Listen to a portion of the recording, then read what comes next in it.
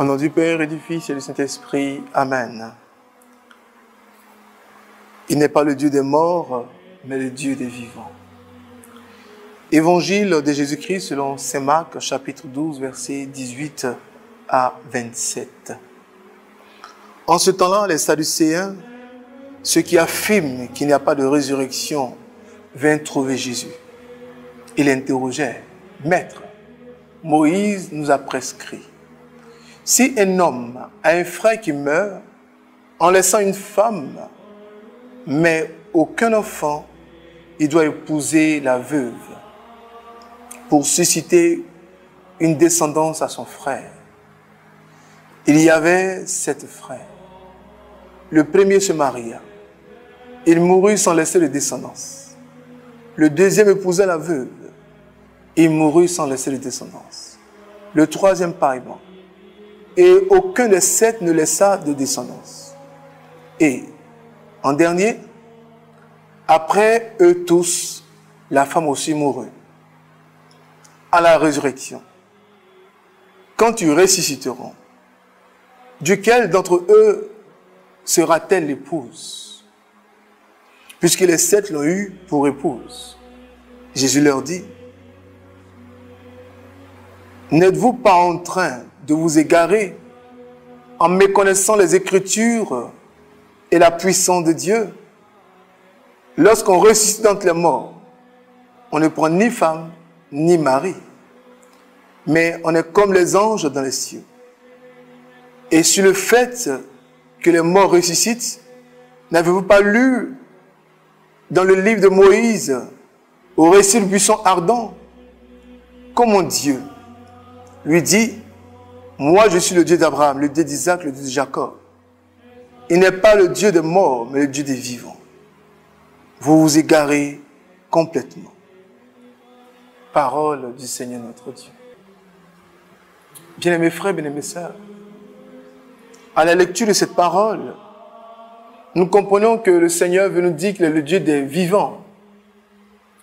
Nous ne devons donc pas nous appesantir sur ce qui ne donne pas la vie, sur ce qui ne fait pas vivre, ce qui ne fait pas la joie.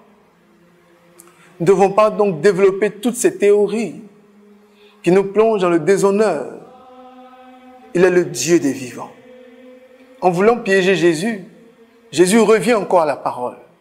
C'est le même démon, c'est le même diable, c'est le même serpent, c'est le même accusateur, c'est le même méchant qui manipule encore la parole de Dieu. On peut nous induire en erreur. On peut même avoir des justifications sur la base de la parole de Dieu. On entend dans tous les sens, on voit ça dans tous les sens.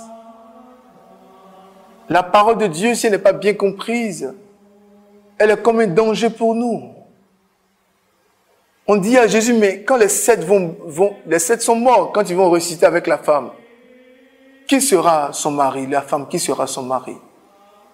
Jésus dit, il est encore écrit. Il est écrit dans la parole. Oui, on ne cherche pas à savoir qui aura ça, qui aura ça. Mais c'est de savoir quel est notre objectif en vivant. C'est la vie éternelle. Et quand on va à la vie éternelle, Jésus l'a dit, on est comme des anges. On ne cherche pas à se remarier en Jésus. On ne cherche pas à se remarier au ciel. Voici une révélation. Voici une lumière. Voici une ouverture. Voici une réponse à nos craintes, nos doutes, notre angoisse. Bien mes frères, bien mes sœurs. Jésus montre que Dieu fait ce qu'il veut comme il veut. Il parle encore du buisson ardent. C'est la même chose pour la virginité de Marie. Dieu qui brûle sur un buisson ardent. Dieu qui parle à Moïse sur un buisson ardent. Et il finit de parler à Moïse. Et l'arbre ne sèche pas. L'arbre ne brûle pas. Le même Dieu ne peut-il pas garder la virginité de Marie qui lui a donné sa mère? Voici des choses qu'il faut comprendre à la lumière de la parole de Dieu. Il est donc important encore et encore de toujours demander l'assistance du Saint-Esprit. En voulant interpréter la parole par nos cultures, la parole par notre éducation, la parole par nos émotions, la parole par nos ressentis, nous risquons de faire fausse route. C'est pourquoi Mère Église nous donne la tradition de l'Église, la riche tradition de l'Église. Mère Église nous donne la Bible et Mère Église nous donne la vie des anciens, la vie des patriarches. Bien-aimés frères, bien-aimés sœurs, c'est bien qu'on veut suivre Dieu. C'est bien qu'on veut aimer Dieu.